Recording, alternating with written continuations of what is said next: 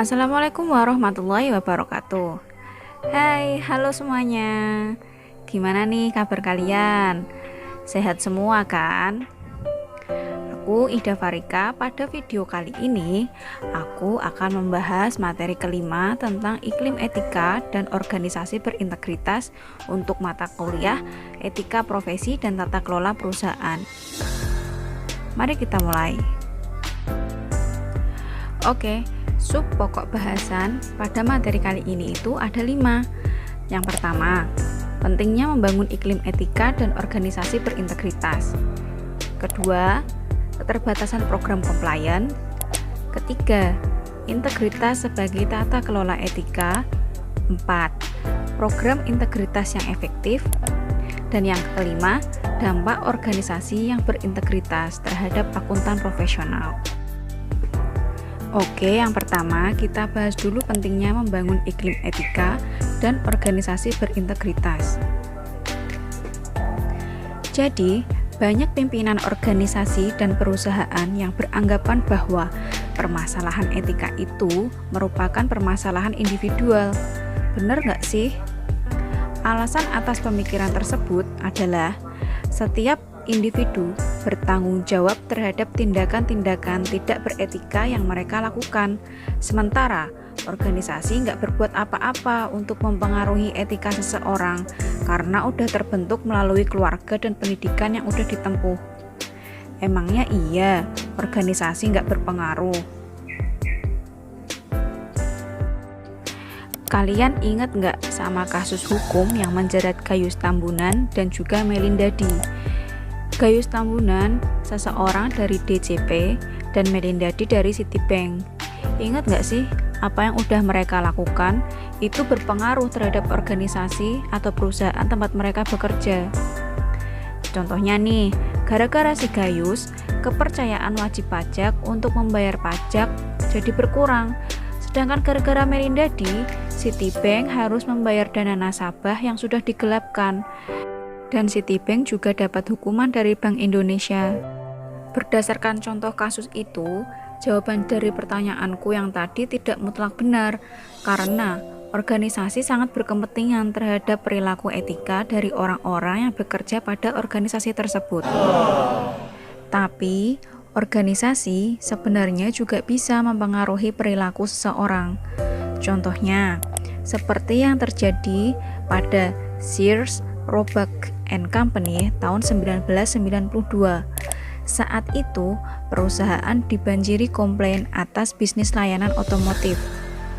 Pelanggan dan pengacara dari 40 negara bagian di Amerika Serikat menuduh perusahaan udah menyesatkan pelanggan dengan menjual suku cadang yang sebenarnya belum perlu diganti.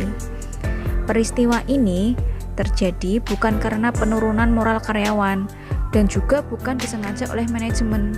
Lah terus masalahnya apa dong? Gara-gara pendapatan menurun, pangsa pasar mengecil, dan persaingan yang semakin ketat, manajemen perusahaan berupaya untuk meningkatkan kinerja dengan sasaran dan insentif baru untuk karyawannya. Perusahaan meningkatkan kuota minimum dan memperkenalkan insentif produktivitas bagi mekanik bengkel. Asisten pelayanan diberikan target penjualan untuk produk tertentu seperti rem, shock absorber, dan lain-lain. Kalau mereka berhasil, mereka akan memperoleh komisi dari penjualan. Sedangkan kalau mereka gagal mencapai target, maka mereka akan dipindahkan atau dikurangi jam kerjanya. Nah, itu semua karena sistemnya yang baru. Padahal juga mereka tuh sebenarnya nggak punya peluang untuk meningkatkan penjualan. Mereka mengalami perang batin. Widih, gila nggak tuh? Mereka tuh jadi sulit membedakan antara layanan yang sebenarnya nggak dibutuhkan dan perawatan yang memang perlu dilakukan. Ditambah lagi, ketidaktahuan pelanggan, mekanik menetapkan sendiri tindakan mereka dalam gray area. Karena nggak ada dukungan dari manajemen untuk melakukan praktik bisnis beretika, ditambah lagi tekanan dari manajemen, tidak ada yang mendeteksi dan memeriksa penjualan, dan juga hasil kinerja yang buruk, ya maka terjadilah hal tersebut pada Sears, Roebuck and Company.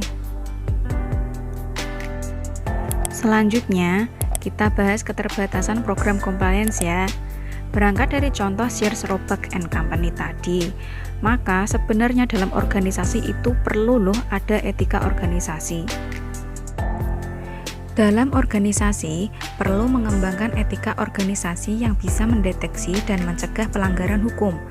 Program compliance biasanya menekankan pada pencegahan terhadap tindakan yang melawan hukum. Caranya dengan meningkatkan pemantauan dan pengawasan, serta memberikan hukuman bagi pelanggar. Tapi ternyata program compliance ini punya keterbatasan nih. Pertama, perusahaan multinasional harus menghadapi perbedaan hukum dan aturan masing-masing negara. Tapi sebenarnya ini bisa diatasi kok dengan menetapkan standar yang tinggi. Kedua, program compliance terlalu menekankan pada pemberian ancaman deteksi dan hukuman. Pendekatan ini mengasumsikan bahwa manusia bersifat self-interest yang lebih memperhatikan untung rugi pada suatu pilihan daripada mempertimbangkan moral. Padahal nggak semua manusia kayak gitu loh. Ketiga, program compliance tidak mendorong terciptanya imajinasi moral atau komitmen, karena program ini bukan sebagai pedoman untuk perilaku keteladanan atau praktik-praktik yang baik. Mari kita lanjutkan ke pembahasan berikutnya tentang integritas sebagai tata kelola etika. Pendekatan berbasis integritas diyakini akan membuat organisasi memiliki standar yang lebih kuat. Kalau program compliance berakar pada upaya untuk menghindari pelanggaran hukum, maka program integritas lebih mendefinisikan dan menghidupkan nilai-nilai organisasi, menciptakan lingkungan yang mendukung perilaku beretika baik, dan menanamkan rasa akuntabilitas bersama antar pegawai. Pada pendekatan integritas, konsep etika yang disepakati oleh anggota organisasi merupakan kekuatan utama dari organisasi tersebut. Nilai-nilai etika akan mempertajam upaya pencarian kesempatan, perancangan sistem organisasi, dan juga program pengambilan keputusan yang digunakan oleh individu dan kelompok. Nilai-nilai etika akan memberikan kerangka acuan yang sama dalam organisasi dan berfungsi sebagai kekuatan untuk mempersatukan organisasi dari fungsi yang berbeda, bisnis yang berbeda, dan kelompok karyawan yang berbeda. Pendekatan organisasi yang berintegritas itu lebih luas, lebih dalam, dan lebih sulit dari program compliance. Kok bisa gitu ya? Kenapa? Program ini dikatakan lebih luas karena berupaya untuk memungkinkan terciptanya perilaku yang bertanggung jawab. Dikatakan lebih dalam karena mencakup etos dan sistem operasi dari organisasi dan anggota-anggotanya, nilai-nilai yang mereka pedomani, cara berpikir, dan berperilaku. Dikatakan lebih sulit karena membutuhkan upaya secara aktif untuk mendefinisikan tanggung jawab dan aspirasi yang menjadi bagian dari pedoman etika organisasi. Nah, mari kita lihat perbedaan karakteristik program compliance dan program integritas. Karakteristik pertama adalah etika program compliance menggunakan etika yang sesuai dan taat dengan standar yang diterapkan dari luar organisasi. Sedangkan program integritas, etikanya dikelola sendiri sesuai dengan standar yang dipilih. Karakteristik kedua adalah tujuan. Tujuan program compliance adalah mencegah terjadinya tindakan melawan hukum. Sedangkan untuk tujuan program integritas adalah mendorong untuk melakukan tindakan-tindakan yang bertanggung jawab. Karakteristik ketiga adalah kepemimpinan. Program compliance dipimpin oleh ahli hukum. Sedangkan program integritas dipimpin oleh manajemen dengan bantuan ahli hukum spesialis, sumber daya manusia, dan lain-lain. Karakteristik keempat adalah metode.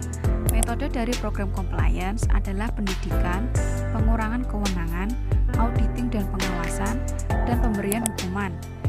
Sedangkan metode program integritas adalah pendidikan, kepemimpinan akuntabilitas, sistem organisasi dan proses pengambilan keputusan, auditing dan pengawasan, dan pemberian hukuman.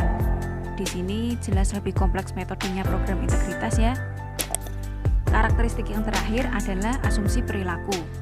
Asumsi perilaku yang digunakan oleh program compliance adalah otonom atau individualis yang didorong oleh kepentingan diri sendiri yang bersifat material.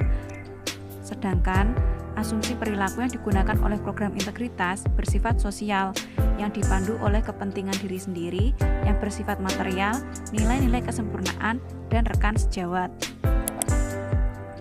Sedangkan perbedaan implementasi program compliance dan program integritas adalah: pertama, berdasarkan standar. Program compliance menggunakan hukum pidana dan undang-undang yang terkait dengan kegiatan organisasi perusahaan. Sedangkan pada program integritas menggunakan standar nilai-nilai dan aspirasi organisasi, kewajiban sosial, termasuk kewajiban taat hukum. Berdasarkan staffing, program compliance mengarah ke ahli hukum, sedangkan untuk program integritas diimplementasikan oleh pimpinan dan manajer. Berdasarkan kegiatan, program compliance mengembangkan standar compliance, pelatihan dan komunikasi, pelaporan pelanggaran, investigasi, audit dan ketaatan, dan penegakan standar. Sedangkan program integritas menjalankan organisasi berdasarkan nilai-nilai dan standar, pelatihan dan komunikasi, pengintegrasian nilai-nilai ke dalam sistem organisasi, memberikan bimbingan dan pelatihan, menilai kinerja berbasis nilai-nilai identifikasi dan pemecahan masalah, dan mengawasi ketaatan. Dan berdasarkan pendidikan, program compliance menggunakan sistem standar compliance, sedangkan program integritas diimplementasikan pada pengambilan keputusan, nilai-nilai organisasi sistem, dan standar compliance. Jika dilihat dari perbandingan program compliance dan program integritas tersebut, menurutku kok lebih bagusan program integritas ya. Soalnya, program integritas itu ditumbuhkan pada diri masing-masing karyawan. Nah, sekarang mungkin akan timbul pertanyaan, dari semua jenis program integritas yang ada, yang mana yang paling efektif? Pada dasarnya, nggak ada satu jenis program integritas yang baik. Banyak faktor kok yang mempengaruhi program integritas pada suatu organisasi perusahaan, seperti pribadi pimpinan organisasi, sejarah organisasi, budaya organisasi, lini bisnis, dan regulasi industri. Tapi, ternyata ada nih karakteristik program integritas yang efektif. Pertama, nilai dan komitmen yang masuk akal dan secara jelas dikomunikasikan. Nilai dan komitmen mencerminkan kewajiban organisasi dan aspirasi yang dimiliki secara luas yang menyentuh seluruh anggota organisasi. Kedua, pimpinan organisasi secara pribadi memiliki komitmen dapat dipercaya dan bersedia untuk melakukan tindakan atas nilai-nilai yang mereka pegang. Pimpinan bukan hanya juru bicara, tapi pimpinan juga harus bersedia untuk memeriksa keputusan sesuai dengan nilai-nilai tersebut. Selain itu, pimpinan harus mengambil tanggung jawab untuk membuat keputusan yang sulit ketika terjadi konflik antar kewajiban etika. Ketiga, nilai-nilai yang digunakan terintegrasi dalam proses pengambilan keputusan manajemen dan tercermin dalam kegiatan-kegiatan penting organisasi, seperti penyusunan rencana, penetapan sasaran, pencarian kesempatan, alokasi sumber daya, pengumpulan dan komunikasi informasi, pengukuran kinerja, dan pengembangan SDM. Keempat, sistem dan struktur organisasi mendukung, menguatkan nilai-nilai organisasi. Sistem pelaporan dibuat untuk memungkinkan dilakukannya check and balance untuk mendukung pertimbangan dan objektif dalam pengambilan keputusan.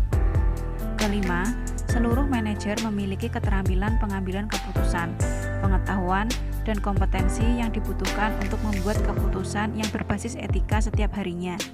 Berpikir dan memiliki kesadaran etika harus menjadi bagian dari perlengkapan mental seorang manajer. Yang terakhir, kita bahas dampak organisasi yang berintegritas terhadap akuntan profesional. Konsep organisasi berintegritas dapat membantu akuntan profesional dalam dua hal. Yang pertama, untuk akuntan profesional yang mengembangkan kantor sendiri. Pendekatan integritas akan membantu mereka dalam menghidupkan dan menjaga etika akuntan profesional yang akan memudahkannya dalam menjalankan profesi. Sedangkan yang kedua, untuk akuntan profesional yang bekerja di suatu organisasi. Penilaian terhadap integritas organisasi merupakan langkah pertama dalam pemilihan organisasi tempat bekerja. Akuntan profesional harus memilih tempat kerja yang mendorong terciptanya dan terjaganya etika akuntan profesional. Nah, itulah tadi pembahasan yang bisa aku sampaikan tentang iklim etika dan organisasi berintegritas. Sampai jumpa di video selanjutnya ya. Wassalamualaikum warahmatullahi wabarakatuh. Bye bye.